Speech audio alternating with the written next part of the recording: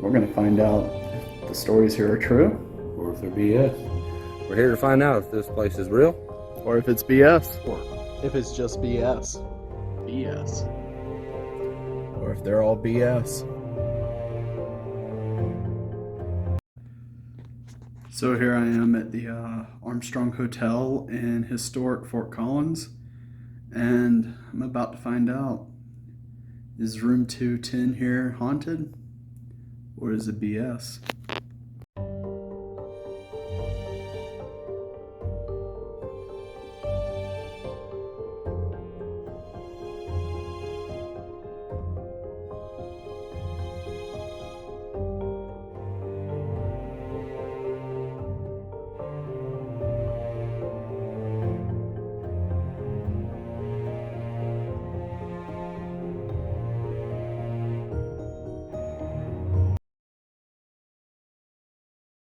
Interesting thing. If that ball next to this moves at all, I know it's something is touching it because it is actually physically leaning against the K2 meter. So it should not move at all. That one up there, if it moved, depending on how it moved, that I would have to make that judgment call because the floors are very creaky. This is an old building, and the first rule about old buildings is that you sometimes end up with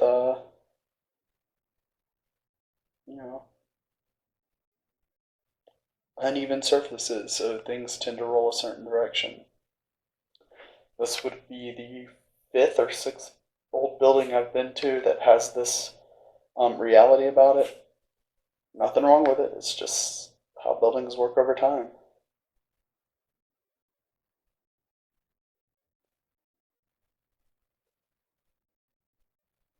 Have you been in this building a long time?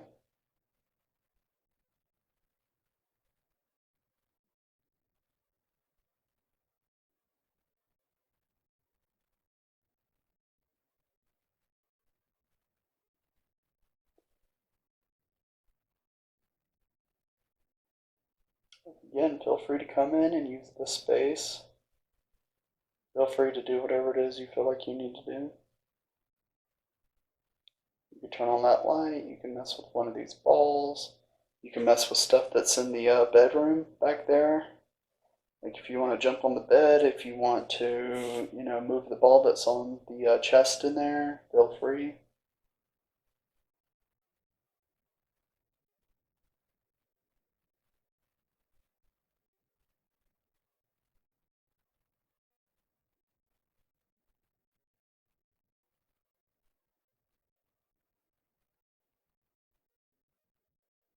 Can you turn that light on for me? All you have to do is barely touch it. Barely touch it and it should flash just a little bit.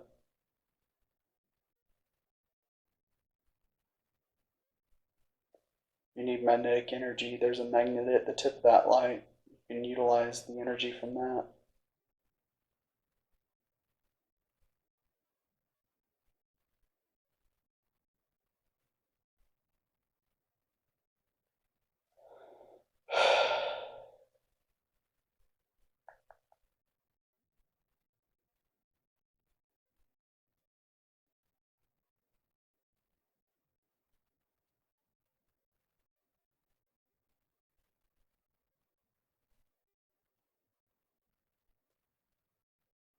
So I've been doing this about 8 minutes. So as of this point, I don't know where it is on the audio recorder because, well, okay, so it's 16 minutes on the audio recorder. It's officially 9 minutes on the camera that I'm holding. So there's about a 7-minute difference there.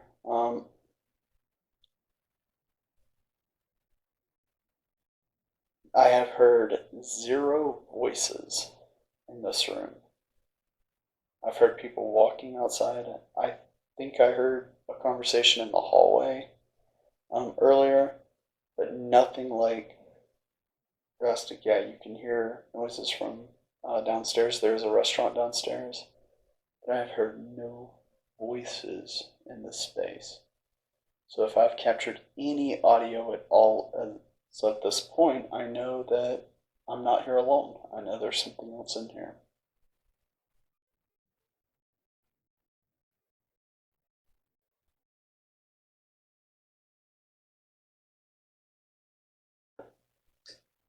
These. So these are very sensitive objects. They're called dowsing rods. Have you ever seen a dowsing rod before? What I'm going to do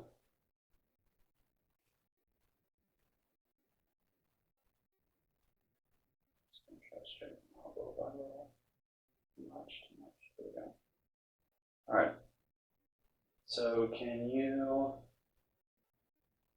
just use a little bit of energy to make the tips of these move toward one another?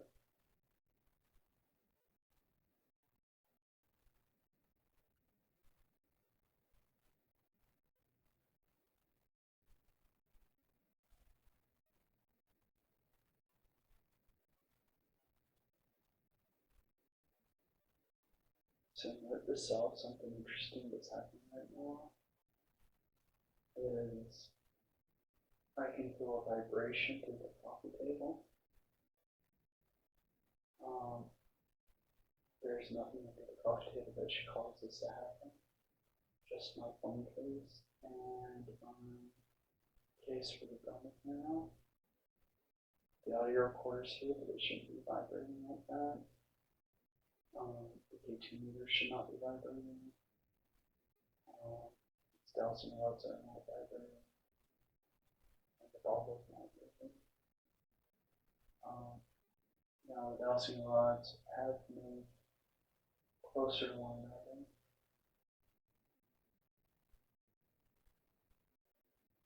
Put both the full down. That was me. I moved. Just gonna see if it is correctly if I can.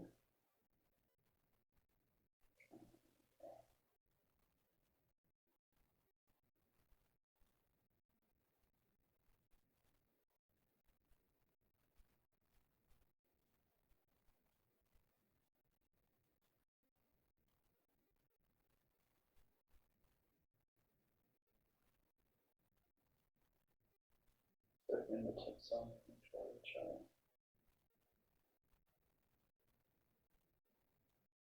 So it just moved a little bit, but that's my fault. I jumped. What we'll do is we'll try to reset these things again. So this time I'm going to put balls of my fists on the table. I'm actually going to move these pretty far apart. This is all me. This is all me.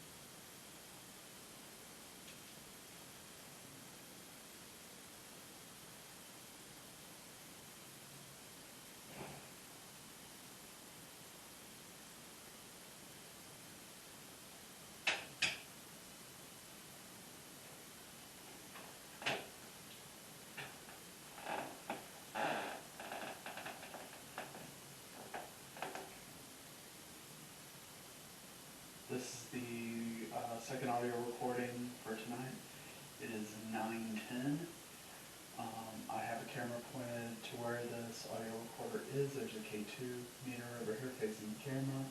I also have a flashlight that is on but slightly unscrewed. Just a little jab to turn it on. And then I have a flashlight that's completely off. It would take significant force to turn that. And I have two balls in here that could be manipulated. So we'll see see if anything happens there.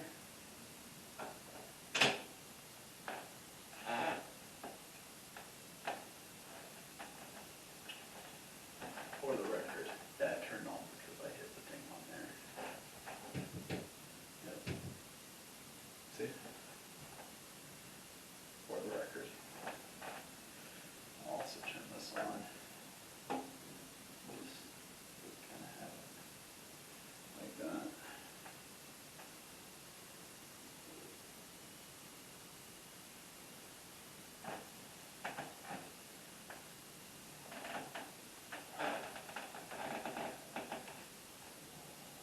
Alright, my name is Dennis Allen and I consent to this recording. I will be recording myself discussing paranormal activity with employees of the hotel.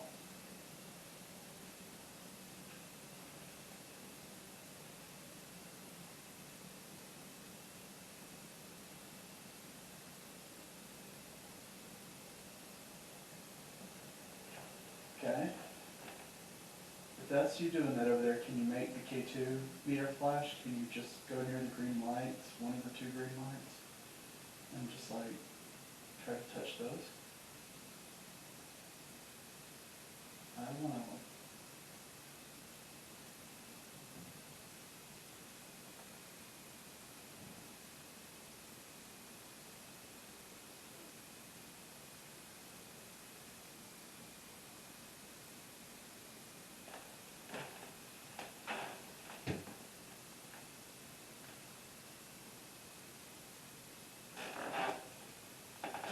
Alright.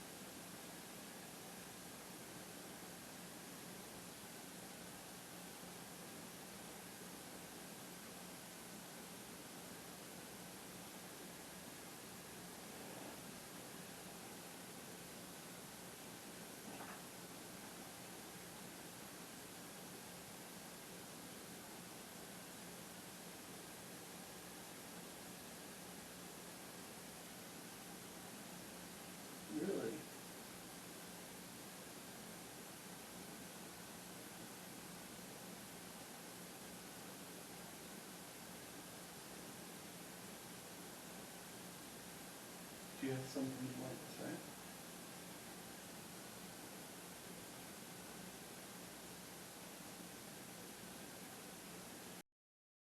So after reviewing all of this evidence and taking everything that happened into account, I conclude that the Armstrong Hotel is not haunted. Um, and there's a few reasons why I've made this conclusion. So first is I, other than that 3:30 a.m.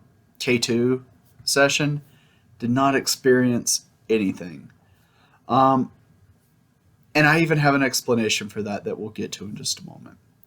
So when I looked at everything that I captured that could be considered weird or strange, um, everything had a plausibly logical explanation. And that's all there is to it.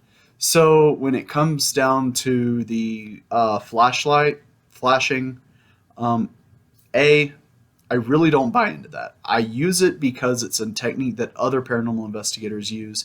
It's something I've never aired before, at least I don't think I have. Um, and it's just something to do, something to try. I don't consider it a reliable art. I don't consider it a reliable technique. Now, if you have the tip of a flashlight screwed all the way in and something's good enough to press a button to turn it on, that is something totally different. And I actually had another flashlight there, that red one that you saw, that was exactly that. It was a flashlight that you could press the button and turn on. It never activated. Um, the only other things that occurred that are considered evidence by paranormal investigation standards might be the K2 meters. However, I am inclined to throw everything with the K2s out because of that one power surge. When something reasonable or something grounded happens, something you know is a physical phenomenon, something that is just what it is, that remains, that stands. The power surge was clear, it was evident the moment it happened. From what I understand, it happened in the room above mine. Um, the guests in that room were probably plugging a whole bunch of stuff in or doing something they shouldn't have done with the outlets, and it caused a surge in their room. No other room was affected except for theirs. And I was actually downstairs when this whole thing happened, so I learned what it was. That's on them, and it impacted my gear. But I also don't know what else they were doing up there. For all I know, they had like an electromagnet going, or maybe they plugged in a microwave, brought a microwave with them or something. Um, I don't know. I really don't know. Whatever it was they did, it interfered with my gear once, and I have to assume it interfered with my gear throughout the whole investigation. And I've run into this before where I know there are people around me and I can't explain what they're doing. I don't know what they're doing. The only thing I have going is what I see on my stuff.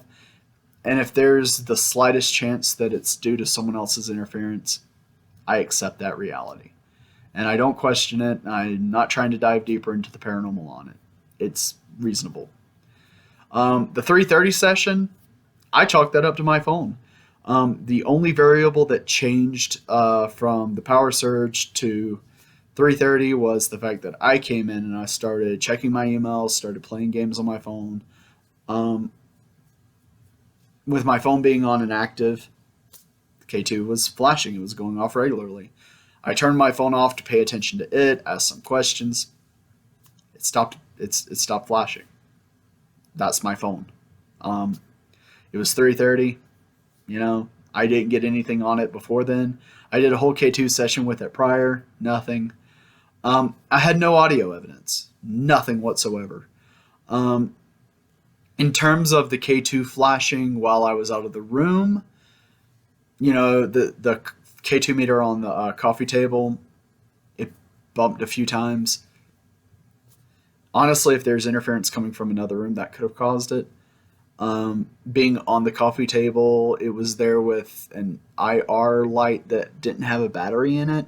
You might have saw it on the other side of it.